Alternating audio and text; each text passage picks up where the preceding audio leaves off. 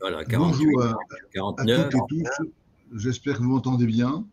Donc vous êtes connectés sur le webinaire de notre comité de transmission du Conseil de l'Ordre national et Île-de-France, enfin tout le monde normalement. Et vous avez donc choisi cette thématique de la valorisation de la cible et l'impact des crises successives sur l'évaluation des entreprises. Donc j'espère que vous êtes bien installés dans un fauteuil confortable, vous voyez bien ce que vous voyez à l'écran et que vous m'entendez bien.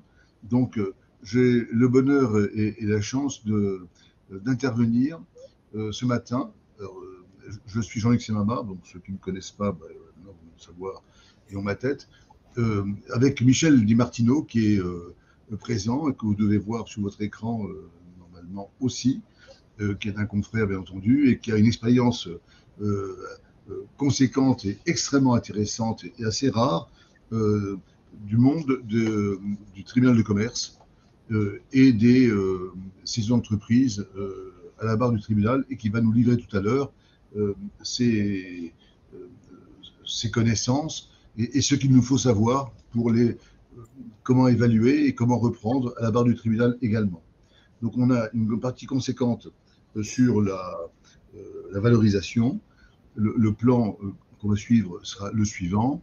On parlera du contexte économique, bien entendu, la cartographie des difficultés qu'on rencontre pour certaines cibles, comment on évalue, vous le savez certainement, mais on va voir comment, en termes de méthode, on évalue, quelle méthode on choisit, comment on fait un rapport quand on est appelé comme évaluateur. Et après, donc Michel nous parlera de la reprise à la barre du tribunal avec la façon de faire, comment ça se passe, comment les avantages, inconvénients de reprendre à la barre du tribunal une entreprise, les risques qu'il y a aussi, et on fera une synthèse après. Voilà. Donc, on a un support que vous aurez copie très vite, qui va vous être envoyé, vous qui êtes présent et inscrit.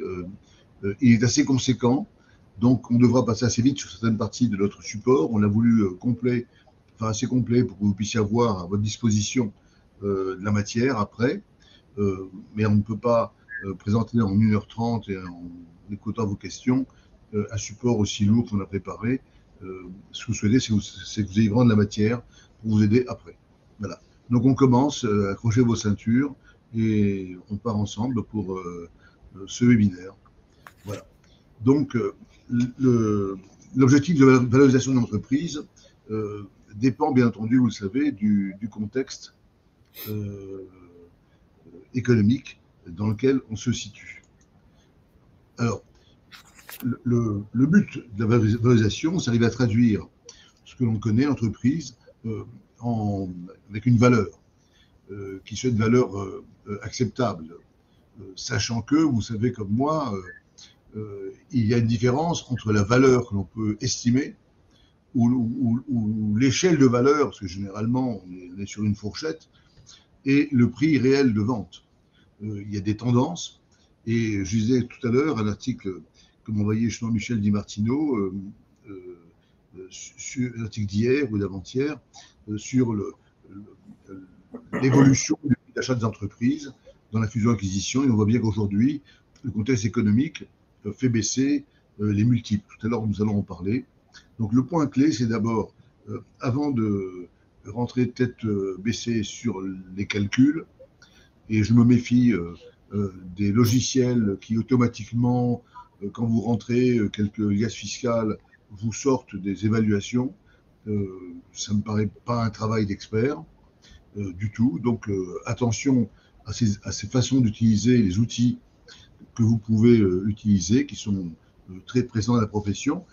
Une évaluation, ce n'est pas une automatisation d'une liasse fiscale qui a été retraitée, ou pas retraitée d'ailleurs. Donc, ce qui est important, c'est l'intelligence qu'on apporte à l'évaluation.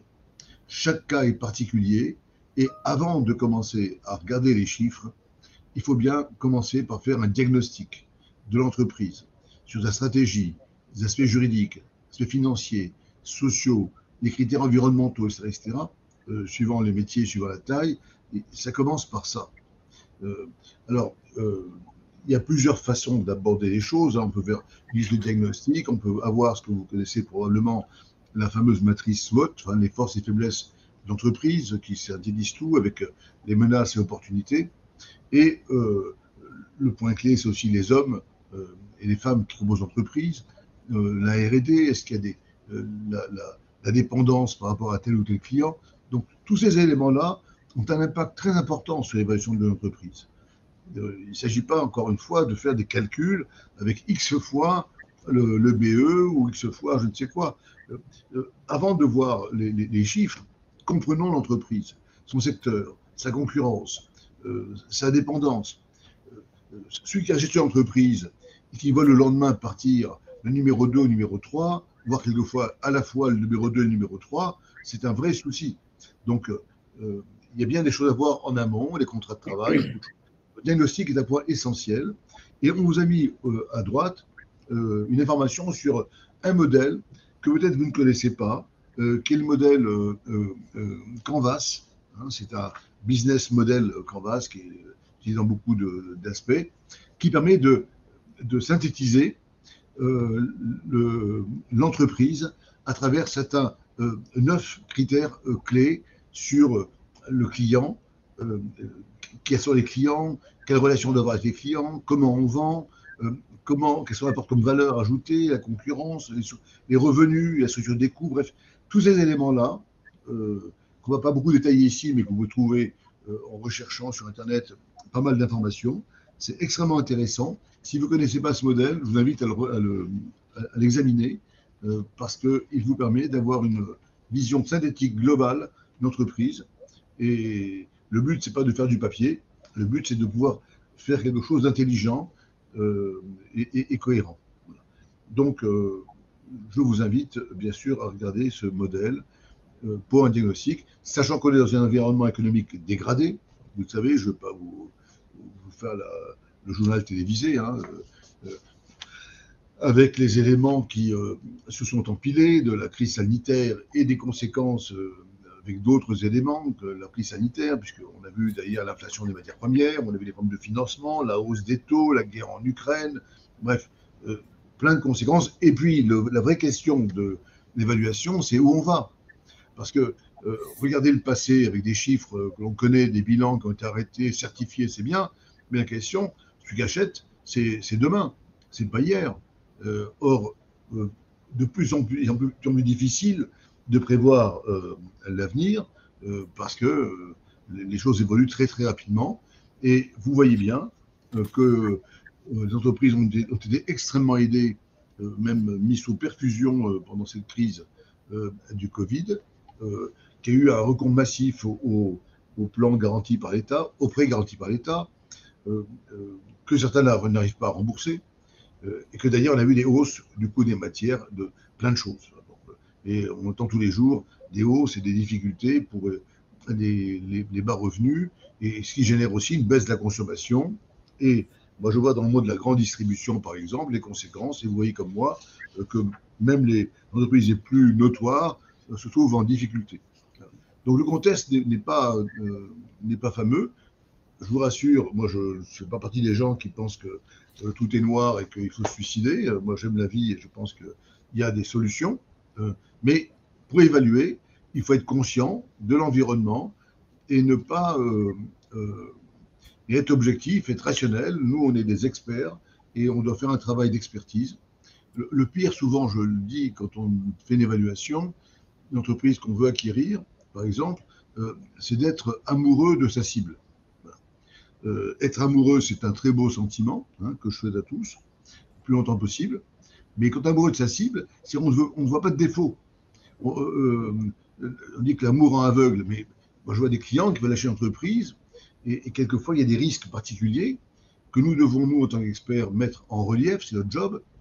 On est responsable et quelquefois qui sont sous-estimés, mais nous devons, c'est notre travail d'experts, d'être froid face à une situation et faire en sorte que notre client soit bien informé. Après, il décide, il fait ce qu'il veut. Quand on a des clients qui veulent acheter une entreprise sans faire d'audit, par exemple, parce qu'il y a de la concurrence, ils veulent se différencier en achetant sans clause suspensive de financement, alors qu'ils n'ont pas forcément le financement, sans faire d'audit, parce qu'ils veulent faire la différence et gagner, Parce que les entreprises en difficulté, enfin, je dirais, elles intéressent moins de monde euh, que celles qui sont des pépites. Et sur les pépites, il y a toujours une concurrence énorme. Donc, celui qui fait la loi, c'est celui qui a l'entreprise, qui choisit. Et il a raison. Au niveau du prix, des conditions, des garanties, tout ce que l'on veut. Et celui qui veut racheter coûte que coûte l'entreprise peut être complètement aveugle et prendre des risques, quelquefois, qui risquent de l'emmener dans des difficultés pour sa propre entreprise. Donc, nous, notre job d'expert, c'est bien d'être lucide par rapport à ça et d'examiner un certain nombre de paramètres dont on va parler dans quelques instants. Alors, d'où peuvent venir les difficultés liées à notre environnement? On a plusieurs types de difficultés possibles, qui peuvent être conjoncturelles ou structurelles. À nous de les identifier, à nous d'anticiper, de définir une stratégie pour adapter l'entreprise et vaincre les difficultés que l'on rencontre, bien entendu. Et puis, nous devons aussi être agiles et réactifs. Alors, quand on évalue une entreprise, c'est souvent parce que quelqu'un souhaite vendre son entreprise ou parce qu'il y a des projets de répartition patrimoniale par rapport à sa famille, des donations par exemple aux enfants. On sait bien que on a en France une fiscalité qui est quand même assez conséquente et que on cherche bien sûr à l'optimiser, que le pacte du Dutreil est une des solutions, mais il faut qu'on évalue aussi. Donc, nous devons identifier les difficultés par rapport à l'environnement et puis différencier ce qui est conjoncturel et ce qui est structurel, ce qui va durer et ce qui est peut-être que ponctuel. Et puis, quand une entreprise va être évaluée, parce que le dirigeant veut vendre son entreprise, nous avons aussi un travail à faire de préparer l'entreprise à être cédée. Parce que la valeur peut être différente. Si l'entreprise est. Vous savez, on est en France un pays de TPE. Donc, souvent, dans les entreprises, le dirigeant a une place considérable. Donc, si demain il n'est pas là, que vaut l'entreprise? S'il veut la vendre dans de bonnes conditions, il faut mettre en place quelquefois des process, organiser l'entreprise, non pas tout autour du dirigeant, mais déléguer autour de lui. Bref, la valeur sera différente. Une entreprise qui dépend du dirigeant, parce qu'il est omniprésent, le relationnel client c'est lui, les litiges c'est lui, etc. C'est pas la même chose, l'entreprise où le dirigeant est beaucoup moins présent parce qu'il a su diriger et répartir et déléguer dans l'entreprise.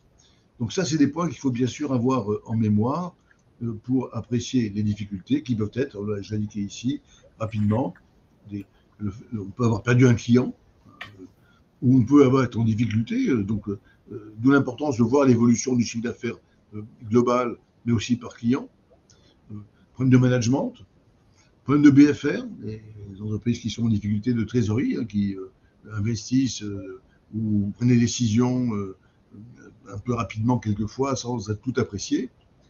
Des mauvais choix stratégiques, externes qui est mal transformé, bref, il y a plein d'éléments qui peuvent faire que l'entreprise se trouve en difficulté.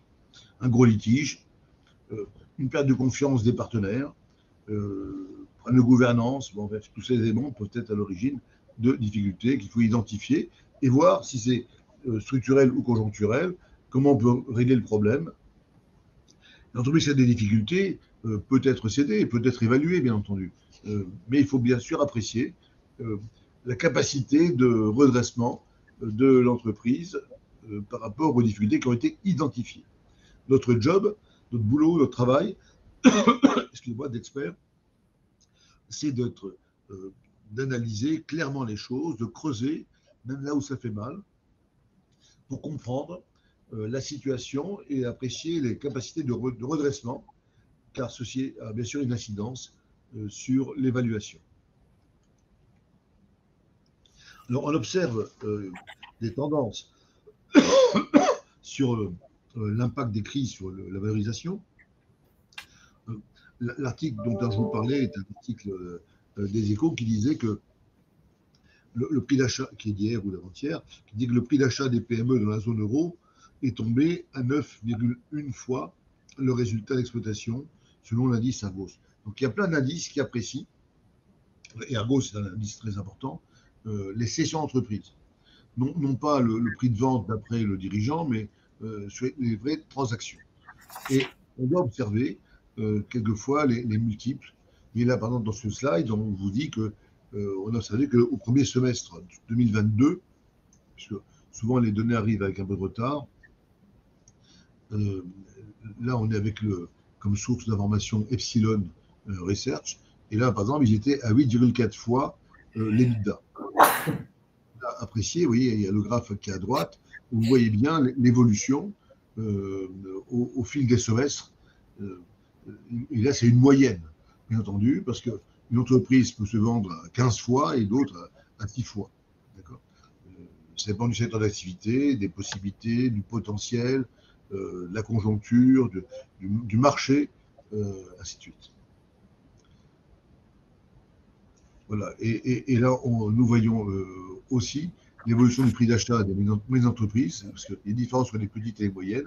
On voit bien qu'au fil du temps, vous voyez l'indice Argos qui est à droite en bleu clair, et on voit en dessous les moyennes que l'on observe sur des sessions d'entreprises moyennes. Parce que suivant les tailles, là aussi, il y a des différences. Là, on a pris entreprise moyenne avec un bleu soutenu,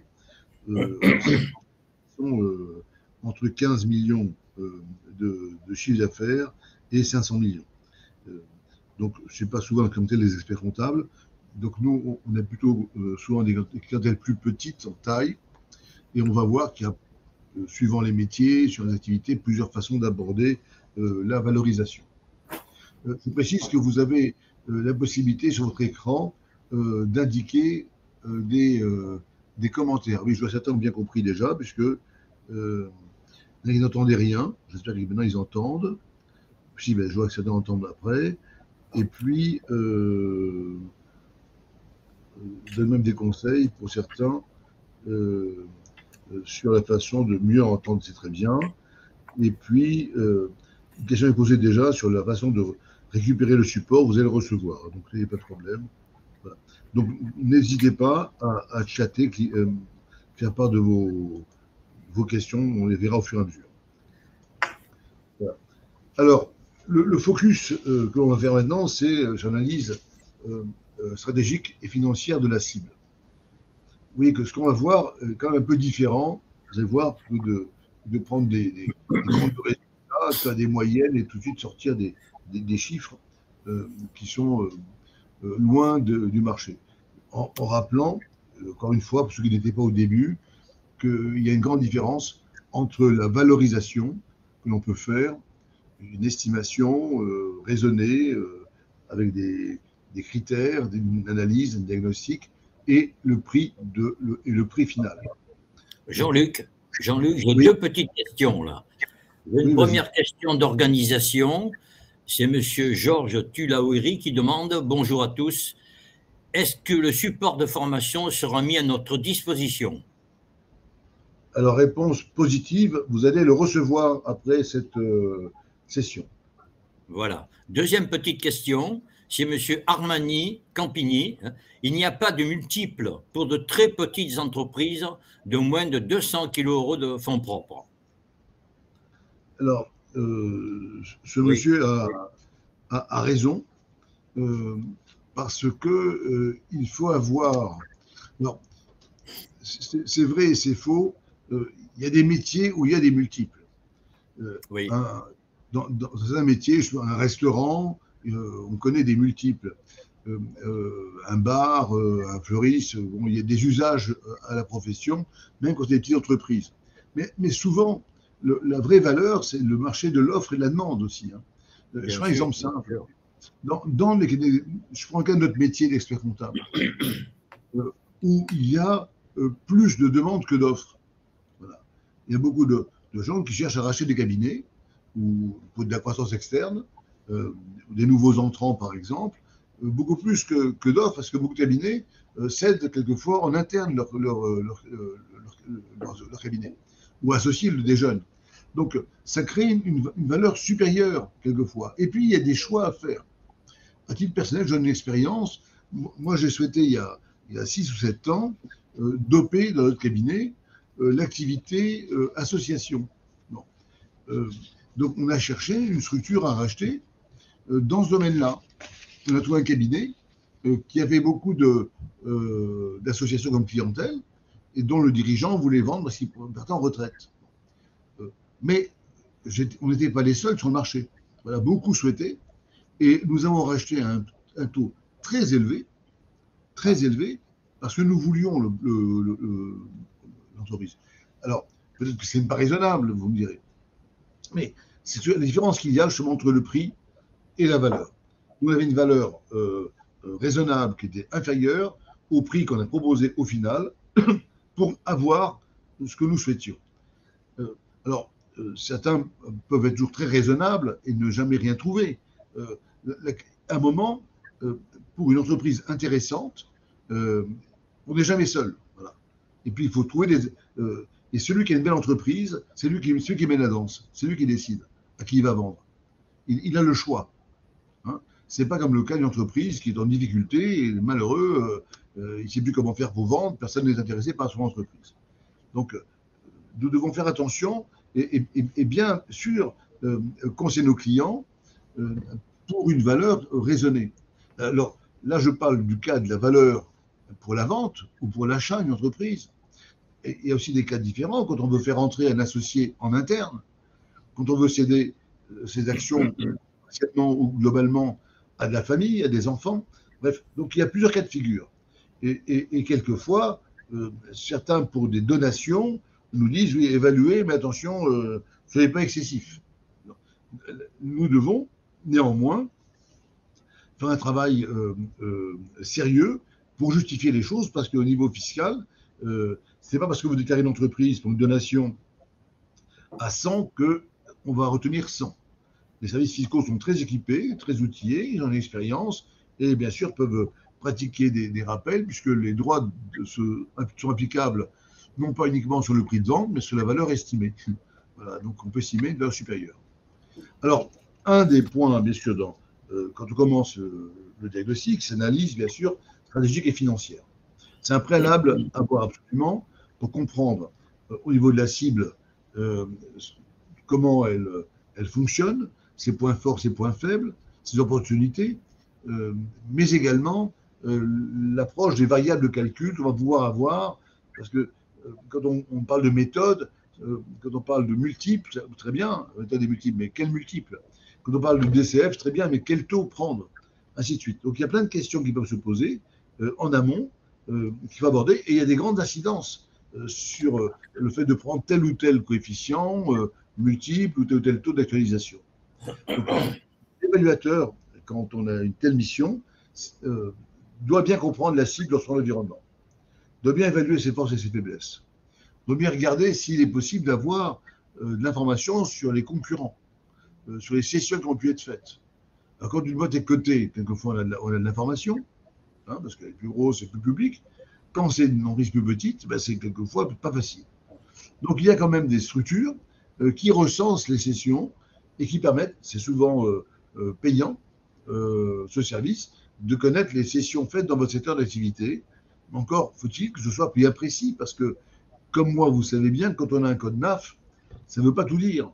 Le code NAF, c'est un code NAF d'activité principale, et des entreprises qui sont multi-activités.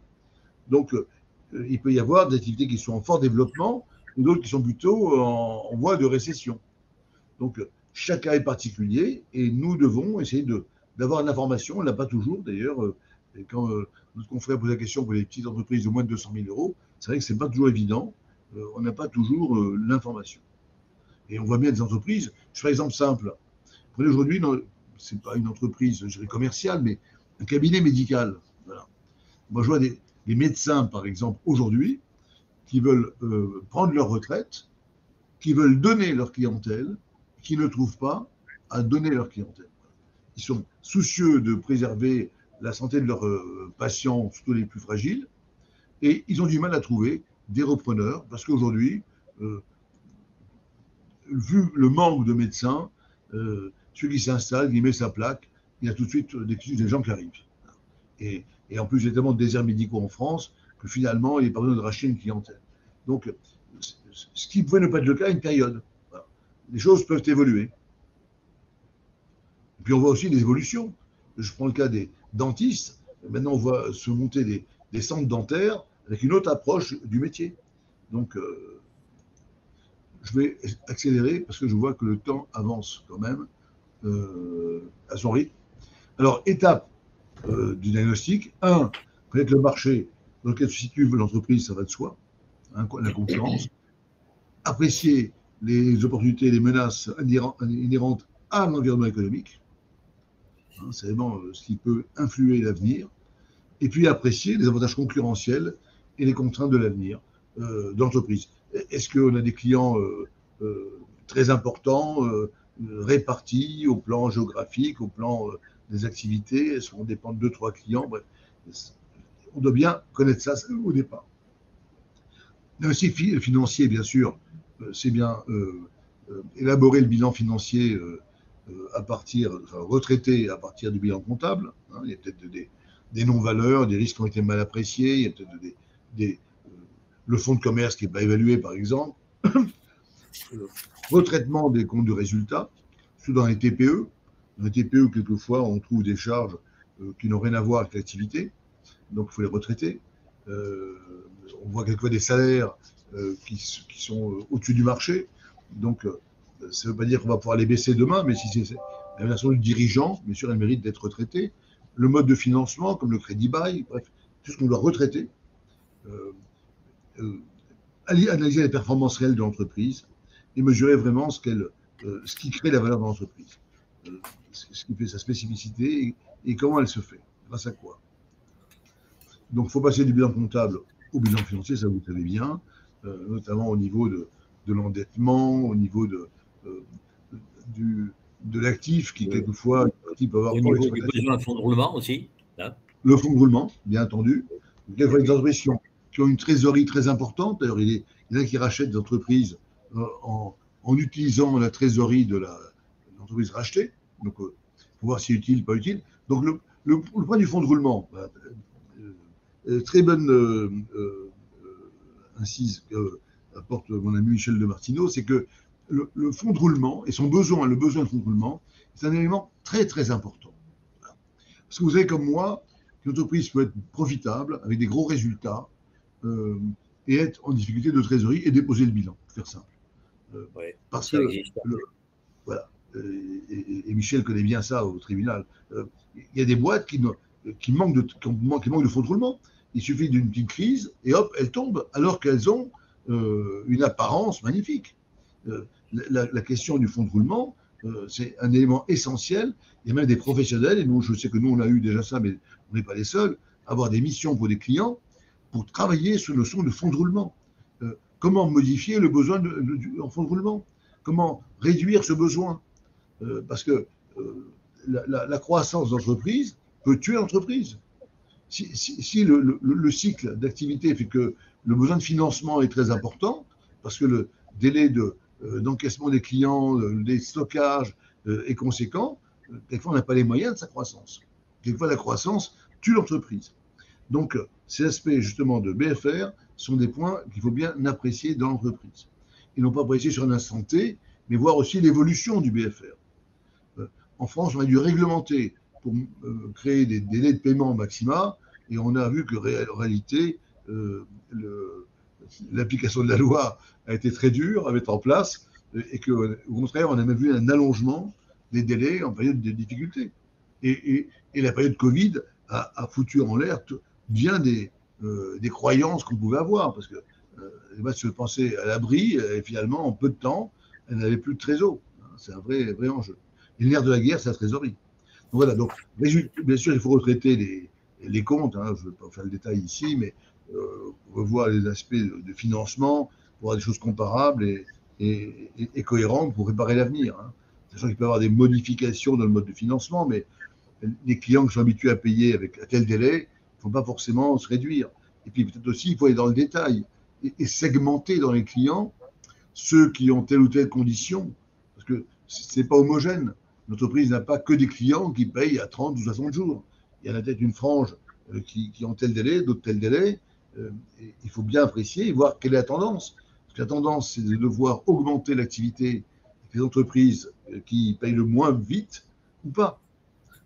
Ceux qui, par exemple, s'intéressent à la vente à des administrations doivent savoir que les délais ne sont pas les mêmes que dans des entreprises.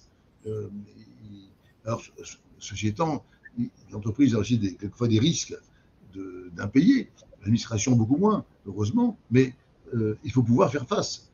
De se dire, voilà, je suis en bonne santé, j'ai un cours client qui fait tant, c'est bien gentil, mais ce n'est pas la trésor.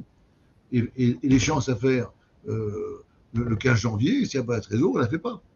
Donc c'est un point très important de retraiter les comptes, d'apprécier ces éléments-là.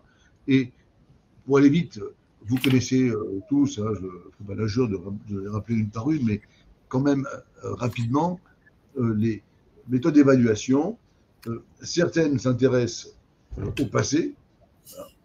On prend des bilans et on réévalue l'approche patrimoniale que vous connaissez tous. Hein. On dit, bah, si l'affaire était en liquidation, quelle serait la valeur? Enfin, et puis il y a des valeurs, d'autres valeurs qui s'intéressent plus au futur, où on travaille sur des approches prévisionnelles, où on a une approche, on travaille sur les DCF, que vous connaissez bien, les fameux discounting cash flow. Et puis il y a ce qui se fait dans certains métiers, des multiples. Et puis en réalité, bien souvent, c'est une approche combinée, multicritère, qui permet d'avoir une vraie valeur. Bien m'excuser. Alors, on a résumé ici, sur une slide, les méthodes les plus courantes. Méthode d'évaluation patrimoniale, où là c'est simple, donc c'est lié au passé. On prend le bilan comme un bilan. On prend le bilan, pardon, les actifs, les passifs, valeur nette. L'autre méthode d'évaluation des flux de trésorerie actualisés, c'est la méthode des cash flows. Méthode d'évaluation comparative avec d'autres entreprises similaires quand on a des comptes et on a des évaluations qui ont pu être faites sur le marché. Alors souvent, il y a des comparaisons de ratios entre les valeurs d'entreprise et les l'EBITDA, hein, quel est le multiple, ou le bénéfice net, ou il y a plein de critères sur les entreprises. Quand on trouve l'information, c'est ça le point important et le plus difficile. Les multiples, on dit voilà, c'est X fois le chiffre d'affaires, X fois l'EBITDA, X fois, bref. Mais bien sûr, X fois l'EBITDA après avoir retraité les comptes, hein, parce que si l'EBITDA tient compte d'un salaire du fils du dirigeant qui est payé à un prix astronomique, ça ne veut rien dire. Donc il faut bien retraiter. Hein, idem pour tous les comptes. Hein, quand on parle de crédit bail ou quand dans les l'EBITDA, il faut bien qu'on dissocie la partie crédit bail, la partie qui serait de l'amortissement, la partie qui serait du financement. Donc, quelquefois, c'est anecdotique parce qu'il y a très peu de crédit bail, c'est sur une voiture et c'est peanuts. Mais quelquefois, c'est un élément très important. Lorsqu'il y a un parc industriel conséquent, le mode de financement a son importance sur l'approche de l'évaluation. Et puis, souvent, on dit la rentabilité, bien entendu, parce que dire prendre un multiple, c'est bien gentil. Multiple du chiffre d'affaires, mais on peut avoir tel chiffre d'affaires et pas avoir de rentabilité. Et le chiffre d'affaires d'une entreprise, je prends le cas d'une entreprise qui assume une chaîne de production, et pas pour une qui fait de la distribution, forcément, on n'aura pas les mêmes critères. Une qui fait que vendre, donc, et l'autre qui a besoin de produire. Donc, on n'a pas les mêmes éléments, même si on a le même chiffre d'affaires à la fin. Donc, chaque méthode a ses avantages, ses inconvénients, a ses limites. Il faut bien sûr en être conscient pour pouvoir faire un travail, je dirais, sérieux, digne d'un expert comptable. Jean-Luc, oui. Deux questions supplémentaires, je te les dicte. Oui. Alors, monsieur Nathan Elbaz, où pouvons-nous trouver les transactions intervenues dans les différents secteurs en vue d'une comparaison? Alors, c'est une excellente question, parce qu'on ne les trouve pas toujours. Oui. Il y a des sites, il y a des applications Tout à l'heure, je parlais par exemple de Epsilon Research, par exemple, voilà, qui fournit des analyses comparées chaque semestre sur les multiples observés. Celui qui s'abonne chez Epsilon Research, il va payer quelque chose, peut faire une recherche sur les dernières transactions qui ont pu être faites, donc tel secteur d'activité par rapport à un code NAF, telle période, telle taille. Il peut avoir accès à de l'information payante parce que c'est pas public. Voilà. Donc c'est un travail qui est nécessaire. Il y a aussi des bases de données chez Fusac, par exemple. Vous avez c'est Fusac qui a beaucoup d'informations d'entreprises à vendre ou à céder.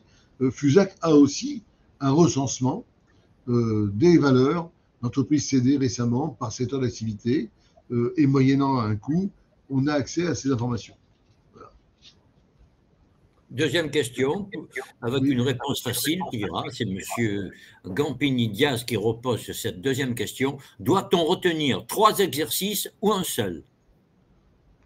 Alors, je dirais, pour moi, l'important, c'est ni 1 ni 3, c'est l'avenir.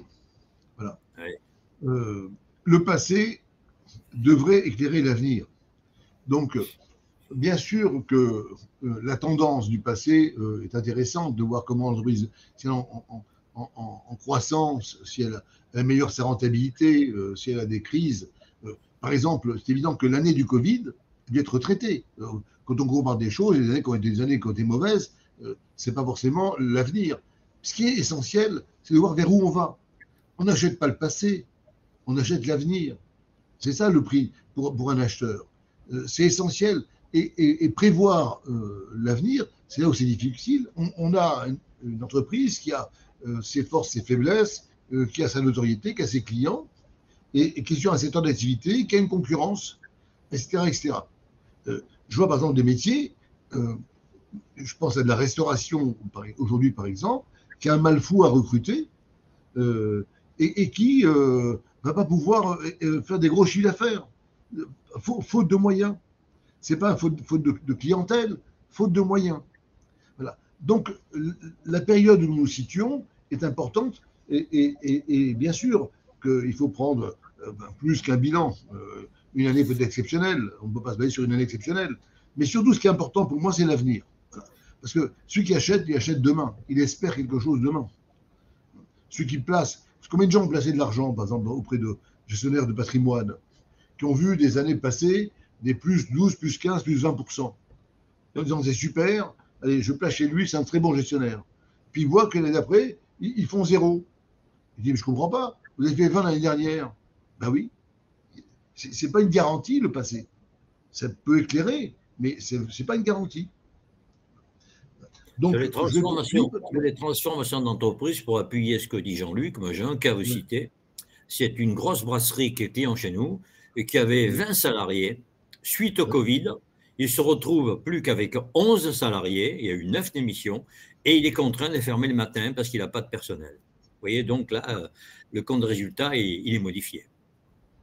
Oui, moi j'ai déjeuné avec un confrère vendredi dernier dans un restaurant parisien que je connais, qui est un beau restaurant, et je parlais avec les dirigeants qui sont venus pendant le repas, et qui m'ont dit qu'ils étaient en plan de redressement.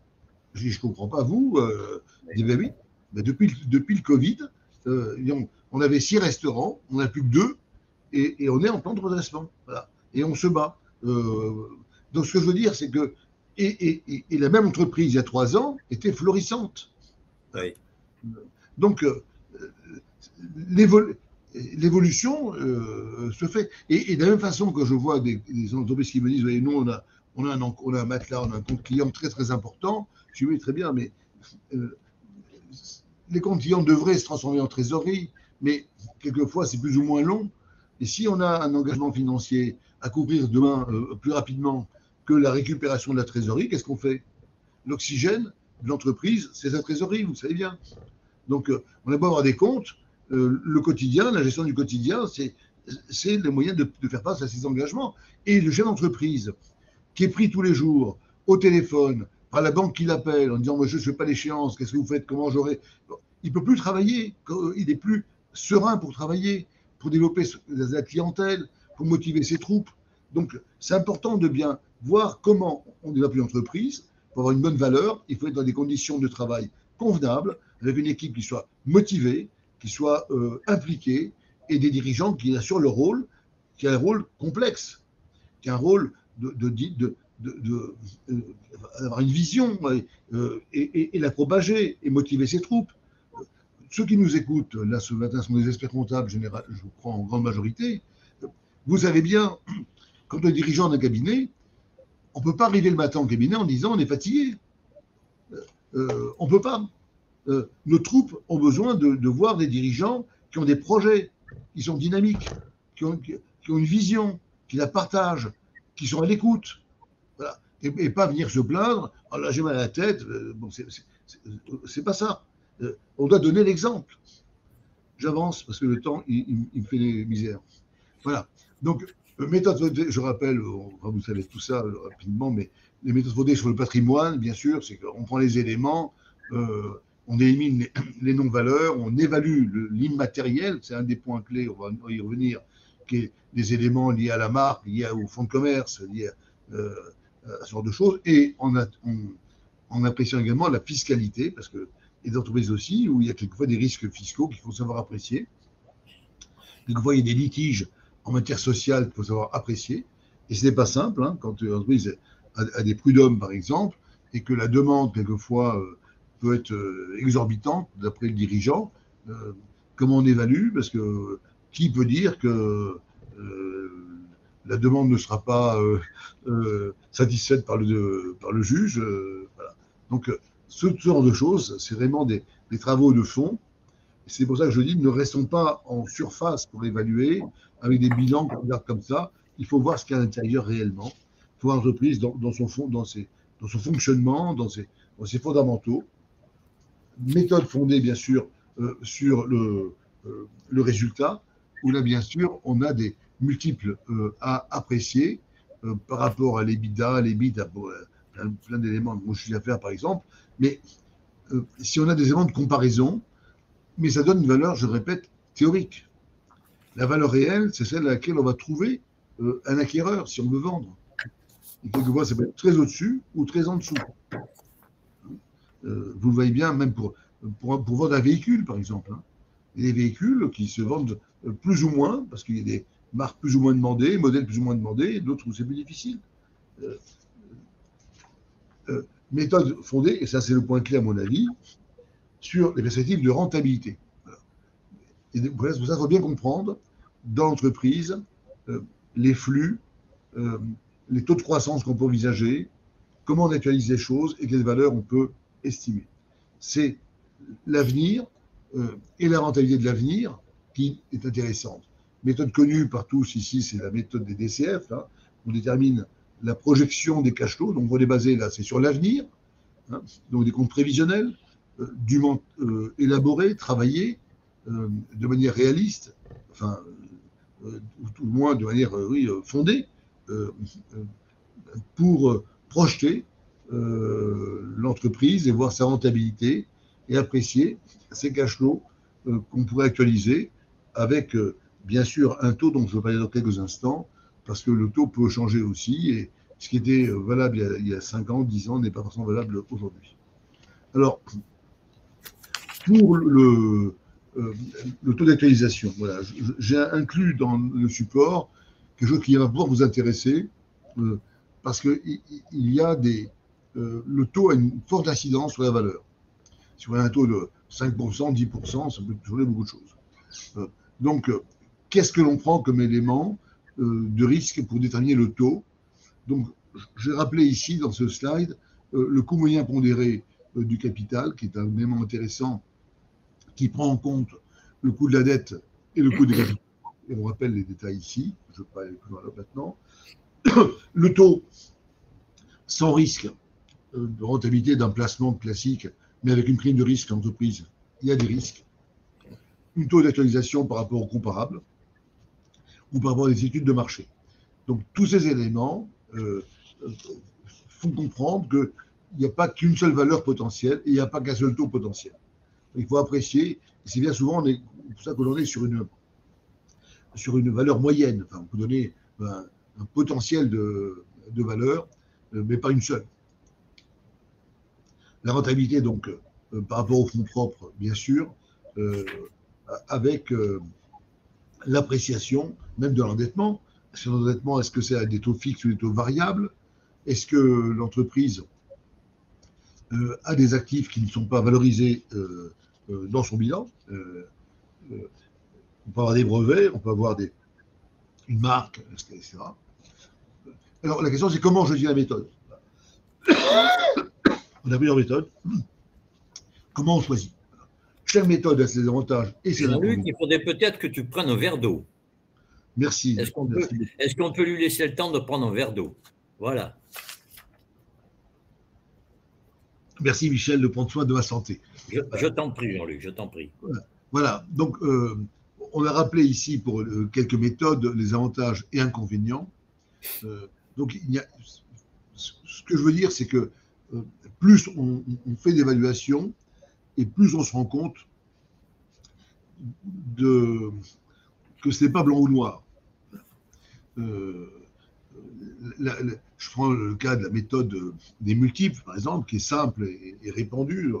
Facile, on prend un multiple de l'EBITDA, du chiffre d'affaires, ce que l'on veut, mais ceci étant, il faut bien regarder que d'abord les multiples évoluent au fil du temps et de la concurrence et du marché ou des tendances ou des perspectives, et que la vraie approche, c'est voir si finalement l'évaluation va pouvoir générer un financement qui permettra qui pourrait être supporté par l'entreprise. Voilà. Généralement, les financements sont pour acheter l'entreprise sur 7 ans, pour faire simple. Et je dirais presque bien souvent, l'approche est de se dire quelle est la capacité de remboursement pendant 7 ans, pour faire simple. Parce que même si vous avez une évaluation et que vous trouvez à votre prix un cédant, ça ne veut pas dire que le banquier d'ailleurs va vous suivre. Vous avez une entreprise, vous avez dit, je la veux absolument, voilà, le prix a monté parce que c'est la concurrence, j'approche à tel prix, et je suis banco, je veux y aller, mais le banquier derrière, il va voir, est-ce que c'est crédible ou pas crédible? Donc, prudence, faites-vous accompagner, ceux qui n'ont pas l'habitude, faites appel à des gens qui ont l'habitude, formez-vous sur le terrain, parce que c'est trop sérieux que de dire à un client quelque chose qui demain pourra vous revenir en responsabilité, notamment en matière fiscale. Pour ceux qui font des évaluations pour des donations, par exemple, et j'en ai vu qui ont été vraiment sous-évalués, ou ceux qui ont dit à leurs clients que leur boîte valait très cher, parce que le client, lui, considère que sa boîte vaut très cher, ce qui est normal. Hein, surtout les créateurs d'entreprise, ceux qui ont créé leur boîte, ils pensent qu'ils ont consacré beaucoup de temps, ils ont sacrifié beaucoup de week-ends, donc elle vaut très cher. Mais ces aspects sentimentaux, on peut les entendre, mais c'est pas ça la valeur. La valeur, elle est appréciée froidement par rapport à une existence, un existant et par rapport à un potentiel. Donc c'est notre travail à nous, c'est pas d'être cassant avec nos clients, c'est de les écouter bien sûr, mais aussi de leur faire entendre raison. Parce que moi j'ai vu des clients qui voulaient qu'on évalue leur entreprise, mais ils avaient leur idée. Et leur idée était faite comment? Ils se disaient, si je vends ma boîte, je vais avoir moins de revenus demain, parce que j'aurai plus de revenus, bien sûr, je suis plus dirigeant. Donc, je vais avoir une baisse de mon train de vie. Il faut que le prix de vente me permette de faire face au différentiel. Pour vivre, avoir le même train de vie en vendant leur boîte. Ces éléments-là, même s'ils sont dans la tête, cachés, dignes d'analyse psychologique, l'acheteur, il s'en fiche royalement. L'acheteur, il doit, et si on est conseil de l'acheteur ou du vendeur, il faut bien tenir compte des éléments intrinsèques à l'entreprise et ce qu'elle vaut pour l'avenir. Ce qu'elle va pouvoir générer comme rentabilité, ce qu'elle va avoir comme sécurité. Quand on a des entreprises, un numéro 1 et un numéro 2 qui ne sont pas associés à l'entreprise qui demain peuvent partir du jour au lendemain à la concurrence, leur contrat leur attire rien, l'entreprise, la valeur doit tenir compte de ça.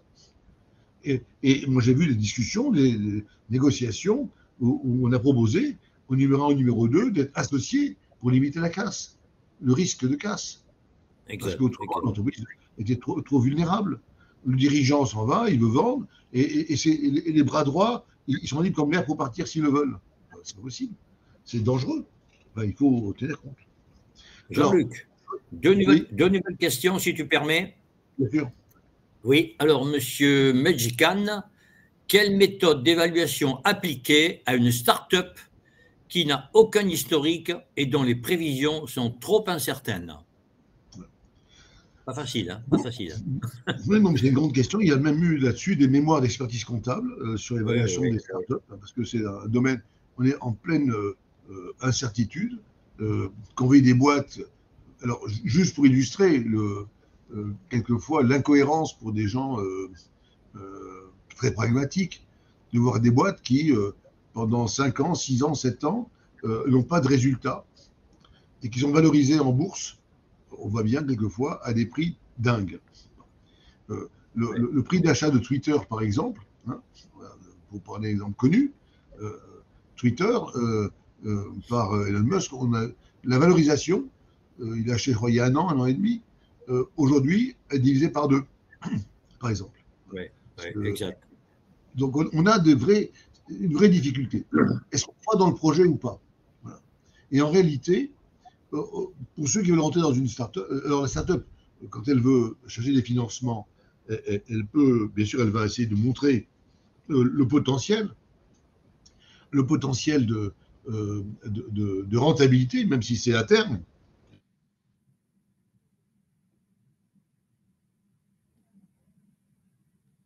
Oh merde. Ah. Jean-Luc, est-ce que tu m'entends?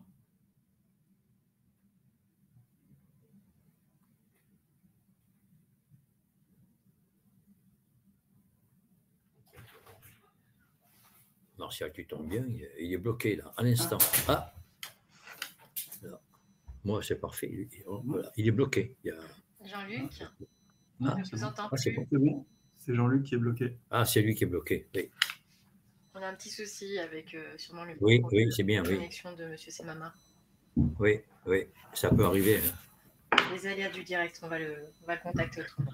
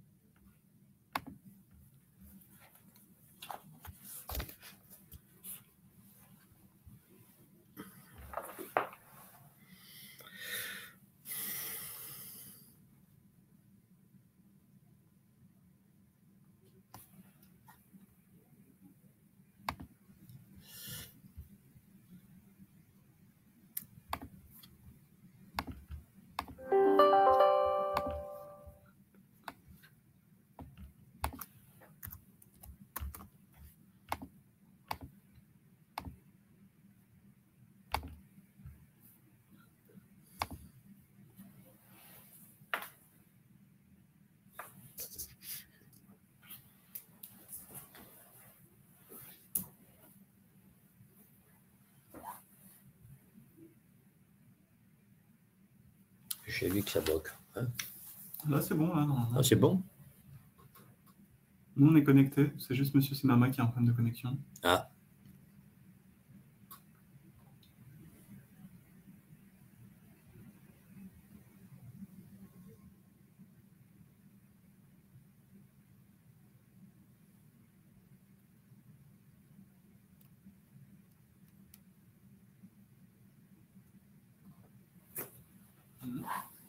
Ça arrive des fois.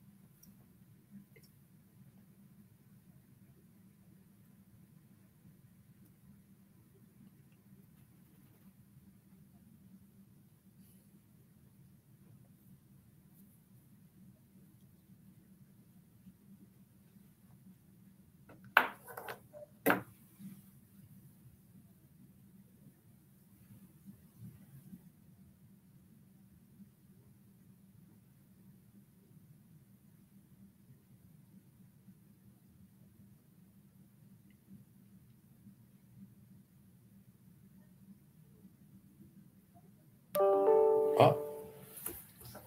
Non, ah, Non, pardon, c'était un 16 heures. mail, hein. Pardon.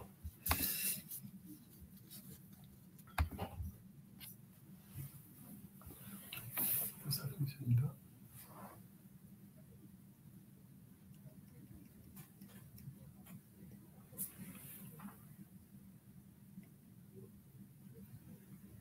Tout est bon.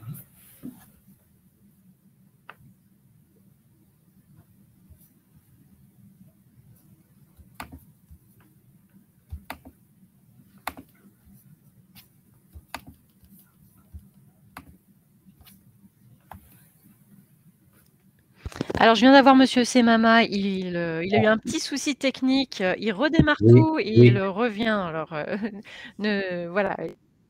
Là, le temps qu'il redémarre son ordinateur, il est là. Il a eu un petit problème d'écran noir. D'accord, D'un coup, d'accord. c'est déconnecté. Mais vous inquiétez pas, il arrive là Oui, oui, oui, voilà, oui, dans oui, deux oui. petites minutes. J'ai confiance en lui, pas de problème. Donc, vous arrivez à une centaine de participants, c'est pas mal, c'est bien. Voilà, bon.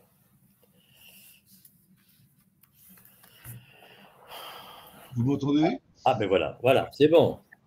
Je ne sais pas ce qui est passé, j'ai l'écran tout noir. Mais oui, Jean-Luc.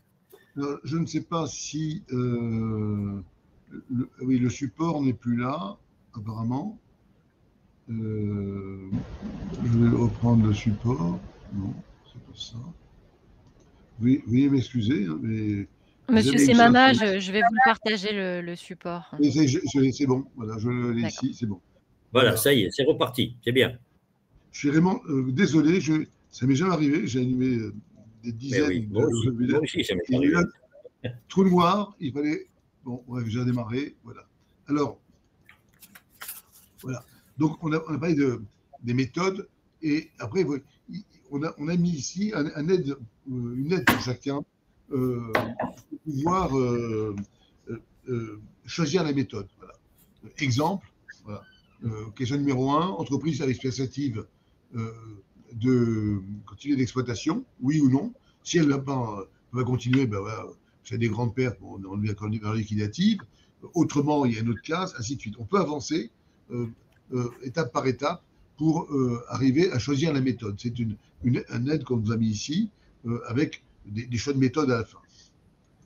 Alors, surtout, ce qu'il faut bien voir, c'est que vous devez faire un rapport à la fin pour aider votre client, et ce rapport doit un script à l'écran qui ne devrait pas être.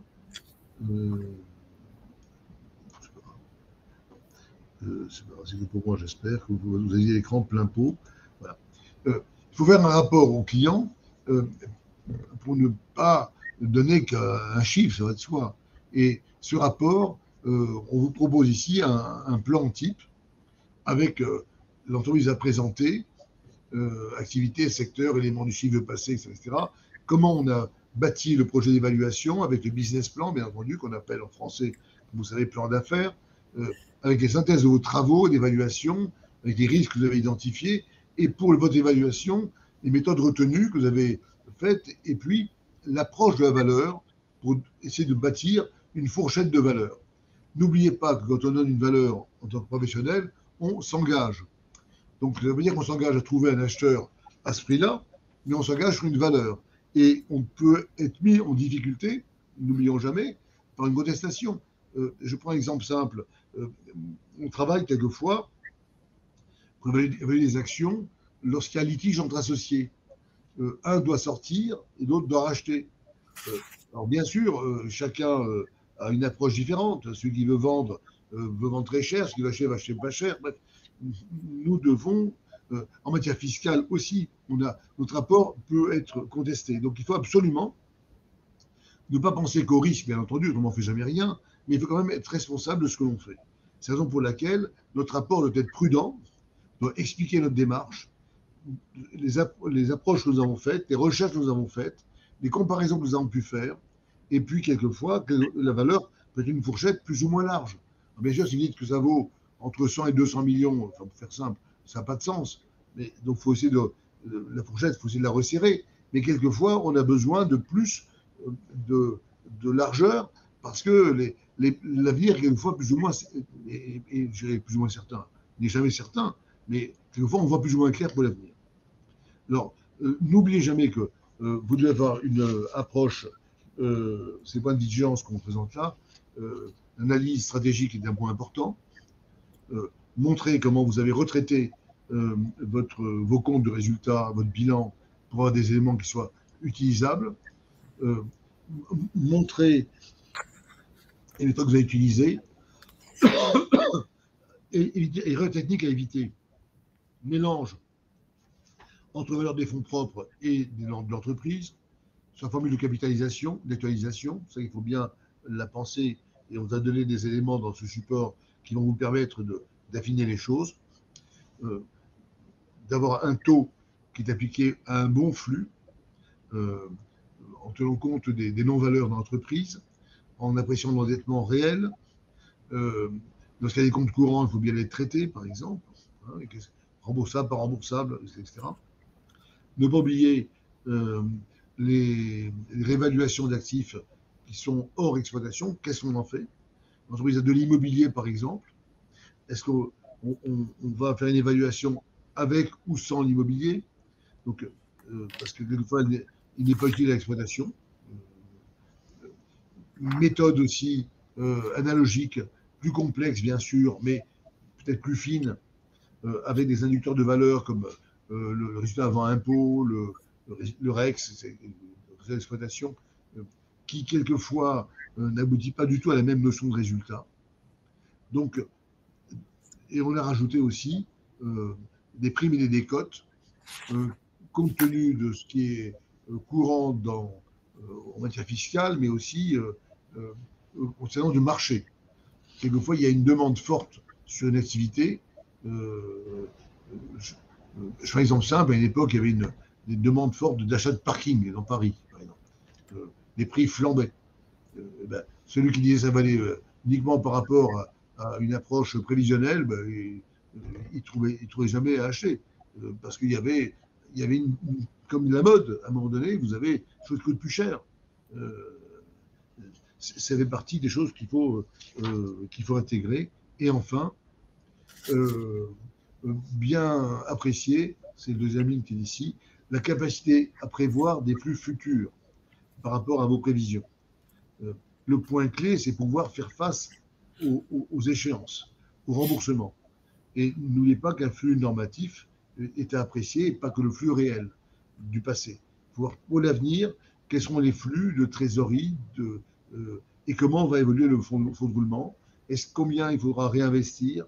Donc, et l'idéal, c'est de prendre une période possible sur les 3-4 prochaines années, mais pas uniquement de manière identique ou avec des coefficients de hausse uniquement, mais en analysant bien les choses.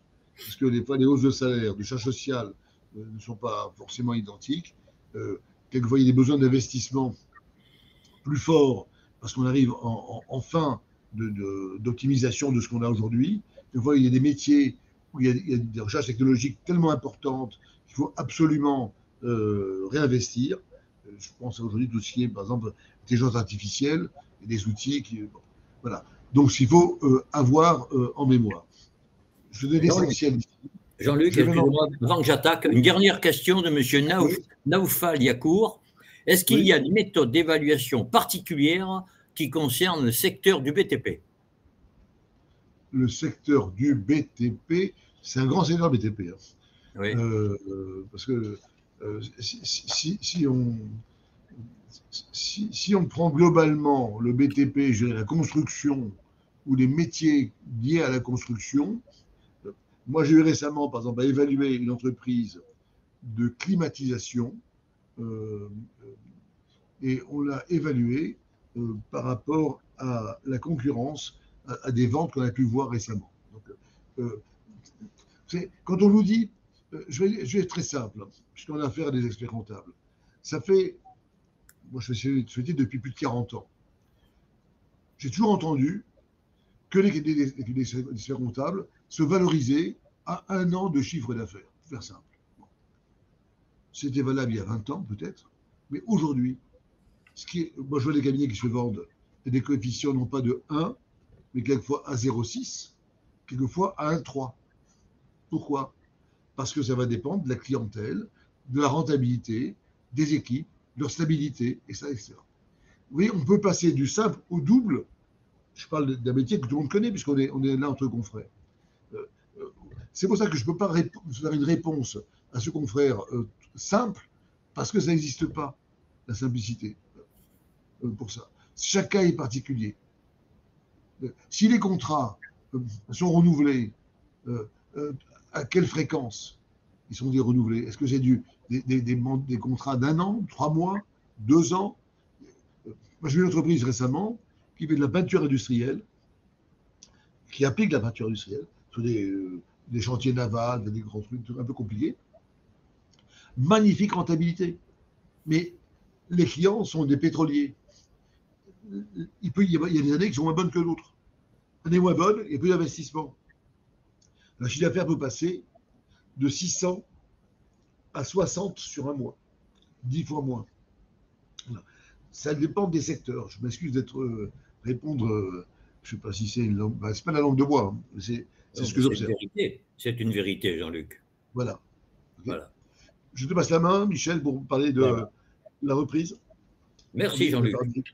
Messieurs, dames, bonjour. Alors, Michel Di Martino, voyez mon nom affiché. Jean-Luc m'a demandé, alors attention, c'est hors cadre un peu, on va parler de la valorisation, mais vous allez voir que ce n'est pas le problème principal. Hein.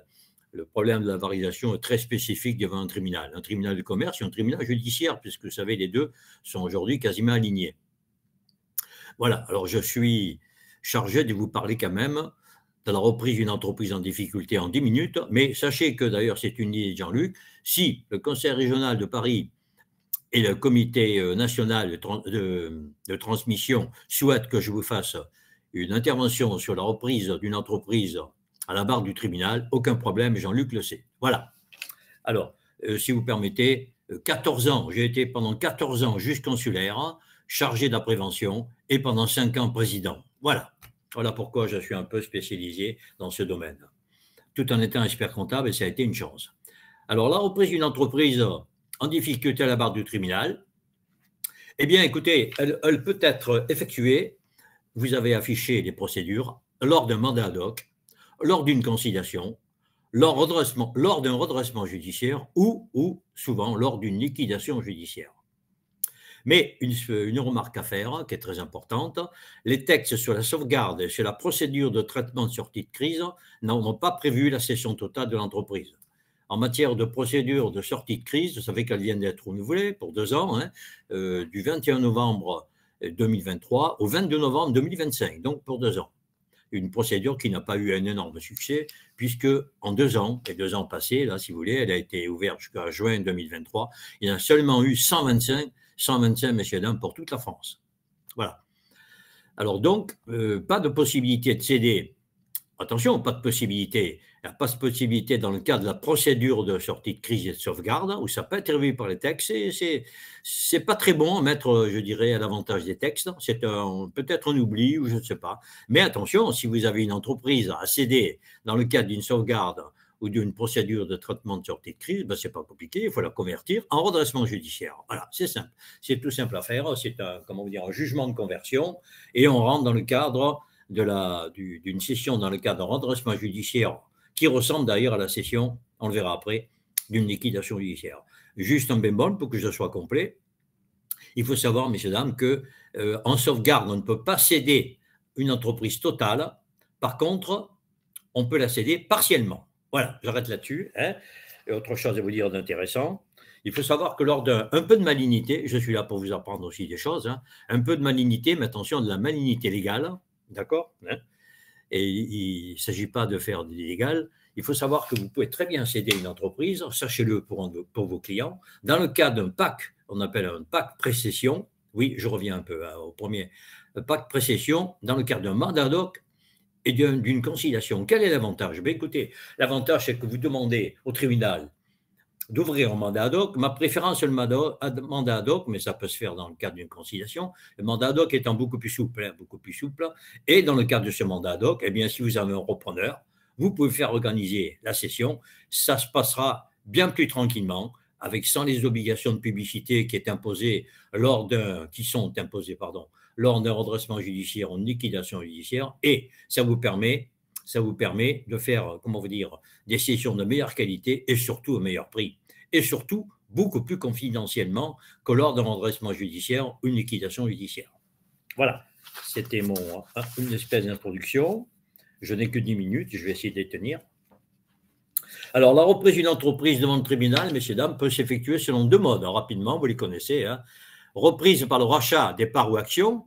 Alors, en général, je ne dirais pas pour le franc symbolique, mais pour un prix très modique. Mais attention, vous reprenez le passif total. C'est pas forcément, c'est pour ça que c'est assez rare, vous voyez. Mais ça existe, c'est très rare. Alors, sachez que dans le cas d'une entreprise qui a un passif pas très élevé, vous reprenez le passif. N'oubliez pas que ce passif est à payer sur 10 ans, 15 ans lorsque c'est un agriculteur. Eh bien, vous avez les financements d'entreprise qui est fait par le tribunal. Il ne faut pas l'oublier. Mais attention à la lourdeur du passif à reprendre et attention au passif imprévu. Voilà, je commence à vous avertir. Ou deuxième méthode, c'est la plus courante, c'est la reprise par un plan de cession dans le cas d'un redressement judiciaire ou une liquidation judiciaire sans reprise des dettes. Voilà. Alors, à quel prix? On y vient. Le tribunal retient souvent l'offre qui permet, et oui, c'est pour ça que tout ce que nous a raconté Jean-Luc, si vous voulez, qui est très intéressant dans le cas d'une économie normale, je dirais, ce n'est pas applicable dans le cas d'un tribunal. Je vous le dis rapidement, dans le cas d'un tribunal, souvent, très souvent, messieurs, dames, 9 fois sur 10, le prix dépend de ce que le repreneur propose comme reprise d'emploi. Voilà, c'est ça qui fait le prix. Vous avez 2 repreneurs, vous en avez un qui est plus cher que l'autre, mais qui reprend très peu de personnel. Bien souvent, le tribunal opte pour celui qui reprendra le maximum de personnel. C'est comme ça en 2023, et je pense dans les années qui vont suivre. Alors, ce prix de reprise ne relève pas d'une négociation, je viens de vous le dire, avec le tribunal, mais peut-être fixé à la hausse, oui, dans la mesure où vous avez plusieurs repreneurs. Voilà, attention. Hein. Oui, moi j'assistais à une reprise d'une affaire, une belle affaire dans la lunette. Mais écoutez, ça a été une véritable enchère publique. Il y avait plusieurs repreneurs. Le prix a dépassé toutes les espérances pour le tribunal. Voilà. Nous sommes en plein, là, quelquefois, lorsque vous avez plusieurs repreneurs, Jean-Luc nous en a parlé tout à l'heure, vous êtes en plein dans la loi de l'offre et de la demande, là, même dans le cadre du tribunal. L'entreprise reprise, vous le savez d'ailleurs, peut représenter pour le repreneur une valeur d'opportunité, de clientèle, de marché, de marque, de brevet. Moi, j'ai eu des cas où des repreneurs ont repris, en forçant le prix, mais tout simplement parce qu'ils voulaient éliminer un concurrent. Oui. Règle de l'économie. Voilà. Merci de faire. Hein. Alors, quelques précisions. Il faut savoir que la présence du ministère public est obligatoire lorsque les débats de reprise d'une entreprise concernent une entreprise dont le chiffre d'affaires est de 3 millions d'euros hors taxe, j'ai oublié de le mettre, excusez-moi, et 20 salariés. Je vous ai mis les articles du règlement du Code de commerce. Le prix de cession est opposable à l'administration fiscale, très important pour nous et pour mes chers experts comptables et confrères. Actif isolé, dès lors qu'aucun repreneur ne se présente et qu'un plan de continuation est impossible, le tribunal procède à une cession des actifs isolés, un par un. Et c'est là où vous assistez à des cessions qui sont faites de gré à gré ou aux enchères publiques. Moi, dans mon tribunal, j'ai tout fait. Quelques rappels, merci. La cession d'une entreprise devant le tribunal est réglée par les articles, je vous les ai mis, je vous laisse lire là. Hein. Mais sachez que les mêmes textes, les mêmes articles sont applicables, que la cession soit effectuable dans le cadre d'une liquidation judiciaire ou dans le cadre d'un redressement judiciaire. Oui, c'est important, hein. C'est le même texte. Au cours des 10 dernières années, les redressements judiciaires ont abouti à hauteur de 25% pour un plan de continuation, 10% pour un plan de cession. 2 tiers des reprises se voient se représenter un seul candidat. C'est une information à connaître. Hein, voilà. Alors, juste un petit bémol, si vous permettez, messieurs, dames. Il faut savoir qu'un plan de cession en général est présenté par un débiteur ou par le tribunal. Attention, des fois, c'est le tribunal qui insiste pour que ça se passe comme ça, mais tout simplement parce que le plan de redressement est impossible. Alors, plutôt que d'arriver à une liquidation judiciaire lorsque le plan de redressement est impossible, ben on va vers un plan de cession qui est beaucoup mieux. Beaucoup mieux parce que ça sauve les actifs, ça sauve un maximum d'emplois, etc. Vous avez compris. Voilà, je viens de vous le dire, ça peut éviter la disparition d'entreprise. Hein. La cession peut être totale ou partielle, vous le savez. Hein. La cession d'une entreprise en sauvegarde nécessite au préalable, je vous l'ai dit tout à l'heure, je le répète, C'est parce que j'ai eu un avocat dernièrement qui m'a appelé, j'ai beaucoup d'amis qui sont avocats, en me disant, mais Michel, mais comment ça se fait? L'entreprise est en sauvegarde, il a converti son redressement judiciaire pour la cession, mais c'est obligatoire. Non seulement c'est obligatoire, c'est les textes qui le dictent. Mais ce n'est pas un problème. Hein. Alors c'est vrai que c'est un paradoxe, hein. Ça c'est une remarque de Michel Di Martino, hein. C'est le cas d'une entreprise qu'on verse en redressement judiciaire alors qu'elle est en bonus, vous voyez, mais alors qu'elle n'est pas en cessation de paiement, tout simplement parce qu'il faut appliquer les textes. Là, je pense qu'il va falloir revoir un petit peu ces textes. Alors, sachez que, messieurs, dames, la désignation d'un administrateur judiciaire est nécessaire, je dirais même obligatoire, s'il n'a pas été désigné. Dans toute session, il faut un administrateur. Avantage de la reprise à la barre du tribunal. Oui, messieurs, dames, pardon. Alors, la reprise par le rachat d'une entreprise auprès du tribunal présente l'avantage du prix, mais également des risques. Attention, moi, j'ai connu des reprises où il y a eu des sacrées aventures, messieurs, dames. Donc, il faut être hyper prudent. Alors, le prix d'achat, l'avantage, le prix d'achat peu élevé, on en a assez parlé. Hein. Reprise sans passif, seuls les actifs sont repris. Reprise partielle du personnel possible, oui, vous choisissez le personnel, il y a des règles, mais enfin, vous n'êtes pas obligé de reprendre tout le monde. Reprise sélective des actifs, oui, on choisit ses actifs. Moi, dernièrement, j'ai eu une entreprise dans le plastique qui a repris une entreprise qui a repris certaines presses et pas d'autres. Voilà. Stock faiblement valorisé, oui, souvent, il faut reconnaître, hein, disons-le, hein, lorsqu'il y a une reprise d'entreprise dans le cadre du tribunal, souvent le repreneur fait une affaire au niveau des stocks, pas qu'au niveau des stocks. Mais attendez la suite, attention. Hein. Alors, absence de plan de licenciement à gérer, oui, c'est le liquidateur qui gérera le plan de licenciement, ça c'est un avantage. Hein. Et vous avez une image de sauveur pour les salariés et les partenaires de l'entreprise. Par contre, c'est le revers de la médaille. Je vous ai cité les avantages, les risques. Attention aux risques. Là, il faut être très, très vigilant. Et c'est dans ce domaine où une entreprise en difficulté, non seulement qui a reprise à la barre, non seulement le repreneur doit se faire assister d'un avocat, mais surtout d'un expert comptable et d'un homme qui connaît ses chiffres. Parce que je vous le répète, j'ai vu des aventures pas tristes dans le cadre d'une reprise au tribunal. Hein. Si vous voulez, les chefs d'entreprise ont tendance à regarder le bon, mais pas le mauvais. Mais après, le mauvais intervient. Il faut faire attention. Alors, on y va. Que ce soit dans le cadre d'une liquidation judiciaire ou d'un redressement judiciaire, la reprise d'une entreprise en difficulté nécessite une vigilance particulière de la part du repreneur et certains risques. On les liste, si vous permettez. Alors déjà, le financement doit être bien prévu. Alors, sachez que lors d'une reprise, messieurs, dames, le tribunal exige au minimum une attestation d'accord de financement de la part d'une banque. Et quelquefois, vous avez des tribunaux qui demandent un chèque bancaire. Voilà. Ça dépend des tribunaux. Mais en général, les tribunaux sont prudents sur le financement de la reprise. Bien appréhender le besoin de fonds de roulement, c'est important. Oui, attention. Hein.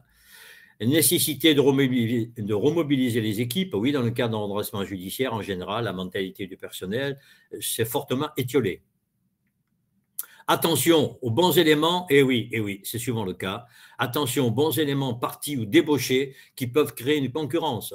Il n'y a rien de, si vous voulez, là, vous savez, le contrat avec la clause non-concurrence, etc., en matière de procédure collective et d'entreprise en difficulté devant le tribunal, c'est nul, sachez-le, ça n'a pas de valeur.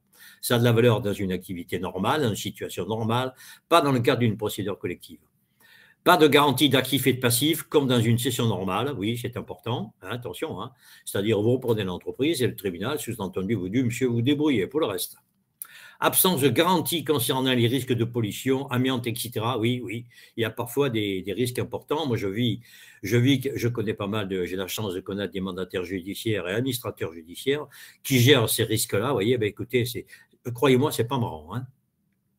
Chiffrer, oui, attention, chiffrer les crédits baux à reprendre. Oui, vous avez beaucoup d'entreprises qui ont peu d'emprunts, mais beaucoup de crédits baux avec des matériels qui sont nécessaires. Donc, il faut faire attention. Lorsqu'il y a un crédit bail à payer, lorsque, par exemple, vous êtes en début de crédit bail, gare à ce qu'il vous restera à payer. Ça, il faut l'analyser et je m'excuse, je le répète, il n'y a qu'un expert comptable pour le faire. Imprévu sur les matériels repris, oui, attention, oui, vous avez des fois des matériels qui paraissent tout beaux à la reprise, mais qui ensuite posent pas mal de problèmes de réparation et autres. Attention, oui, faites très attention au passif social, congés payés, primes et passifs non identifiés, attention, qui peuvent être très lourds et très dangereux. Voilà, soyez prudents. Bien que, messieurs, dames, vous avez un arrêt tout récent. Je n'ai pas eu le temps de vous le mettre, vous voyez, hein, mais en général, je suis assez fan des arrêts de la Chambre commerciale de la Cour de cassation qui vient de trancher en disant que le repreneur n'est pas obligé de reprendre des congés payés dans le cadre d'une reprise. Voilà, c'est excellent. Mais attention, je mets un bémol. Dans la mesure où l'entreprise ne reprend pas les congés payés dans le cadre d'une liquidation judiciaire, par la suite, ça crée quand même des remous sociaux avec les autres personnes, avec l'autre secteur du personnel normal de l'entreprise. On continue. Je vais essayer de tenir mon temps. Hein. Voilà, quelques rappels. Ah oui, des rappels importants, messieurs, dames. Attention aux immobilisations reprises financées par emprunt et garantie. Oui, vous savez que la loi, dans le cadre d'une procédure collective, lorsqu'un repreneur reprend, je le dis très simplement, lorsqu'un repreneur reprend un matériel qui est nanti avec un crédit qui suit avec, eh bien, tout simplement, le repreneur doit assumer la garantie, donc payer l'emprunt. Il faut le savoir, attention, hein, des fois, vous avez des surprises là-dessus, parce que ce n'est peut-être pas assez fait, disons-le, ce n'est pas assez bien fait au niveau du tribunal. Hein. Voilà, je vous ai mis le texte, voilà. J'ai mis un texte en plus qui est assez récent, qui est de 2020, concernant les cautions. Vous savez que les cautions, c'est un peu mon dada, hein, j'ai fait beaucoup de jugements de caution. Caution concernant les matériels garantis repris, eh bien, que dit une fois de plus la Chambre commerciale de la Cour de cassation? Le transfert des sûretés, souvent les cautions, garantissant l'emprunt ayant financé l'acquisition d'un bien englobé dans une reprise ne libère pas la caution du dit emprunt. Attention, c'est-à-dire vous reprenez un matériel qui est grevé d'une garantie, par exemple, souvent le nantissement avec l'emprunt, eh bien, la caution, elle suit avec. Voilà. C'est-à-dire que si le repreneur, par malheur, ne paye pas l'emprunt, eh bien, c'est la caution qu'il doit payer. C'est la Cour de cassation qui parle, ce n'est pas moi. Voilà, messieurs, dames, je vous remercie. Est-ce que j'ai des questions? Oui, pardon, non. Voilà. Donc, je repasse la parole à Jean-Luc, qui va nous faire une petite conclusion.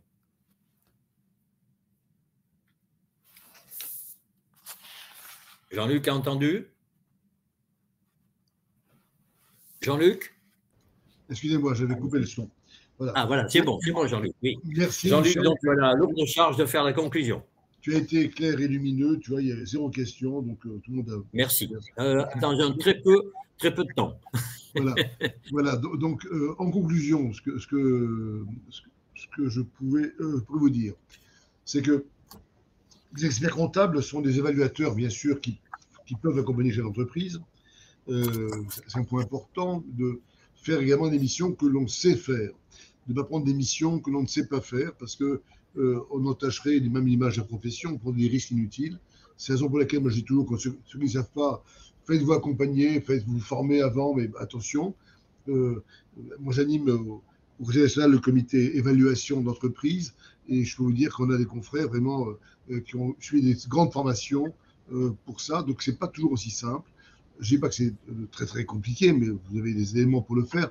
Mais sachez que il y a des formations pour se perfectionner qui sont faites au niveau de l'ordre, enfin, au niveau des instances. On propose beaucoup de choses, mais c'est important que de pouvoir voir d'autres confrères pour confronter nos pratiques. Donc, on est les meilleurs, je pense, pour accompagner une entreprise, pour l'évaluation d'une entreprise, que ce soit pour la croissance externe, l'entreprise cible, ou pour céder l'entreprise. On a des atouts pour ça, bien entendu, sachant que il y a des précautions à prendre avant. J'en ai parlé, des diagnostics à faire avant, apprécier l'économie de l'entreprise, de sa concurrence, son secteur d'activité, et pensez bien que l'évaluation, ce n'est pas uniquement lorsqu'il y a une cession ou une acquisition. Il y a plusieurs cas maintenant d'entreprises qui, comme des startups dont on a parlé, qui cherchent à faire des levées de fonds, ou des évaluations, faire entrer un nouvel actionnaire, évaluation, des problèmes quelquefois familiaux, divorce de dirigeants, avec partage de la communauté, donc évaluation, bref, il y a plusieurs cas d'évaluation possibles. Ce sont des missions passionnantes, mais il faut les mener. Quand je dis mais, ce n'est pas un mais restrictif, c'est juste qu'il faut les mener avec conscience et prudence, parce que la valeur que l'on indique en tant qu'expert comptable va servir de valeur de référence et comme une vérité. D'où l'importance de prendre en compte son exploitation pour pouvoir apprécier les différents périmètres, les différents paramètres et faire un rapport qui fasse ressortir les choix que l'on a fait, les choix raisonnés que l'on a fait. Voilà. Si vous avez une expérience importante en matière d'évaluation d'entreprise, bien sûr, vous pouvez demander à participer à nos travaux du comité d'évaluation de transmission du Conseil de l'Ordre, que ce soit à Paris pour les Parisiens ou au Conseil national pour ceux qui sont de toute la France. Et on sera ravis de vous accueillir. On a besoin de compétences à partager. Nos confrères comprennent et vivent la confraternité par le partage de ce qu'on a pu acquérir les uns et les autres en mettant à disposition des autres ce qu'on a pu comprendre. On s'enrichit également par le partage. Voilà ce que j'avais à vous dire. Je regarde juste s'il y a des nouvelles questions parce que je vois que le temps est écoulé et malgré l'interruption de l'image, je m'en excuse tout à l'heure. On n'a pas de questions nouvelles apparemment. Jean-Luc, je n'ai pas de questions, de nouvelles questions affichées.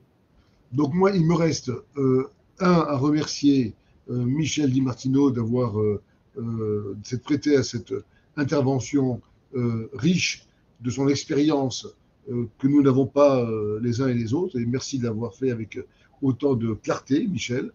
Et puis, je voulais vous remercier, vous, ceux qui nous écoutez, qui nous avez suivis. Vous êtes plus de 100 et vraiment, c'est un bonheur de partager avec nos confrères ce que l'on sait. Merci beaucoup. Protégez-vous, car la santé est essentielle. Et puis, à très bientôt, j'espère. Merci beaucoup. Et surtout merci à toi, Jean-Luc. Merci beaucoup, Michel. Prenez soin de vous. Merci beaucoup. À bientôt, les amis. Au revoir. Au revoir.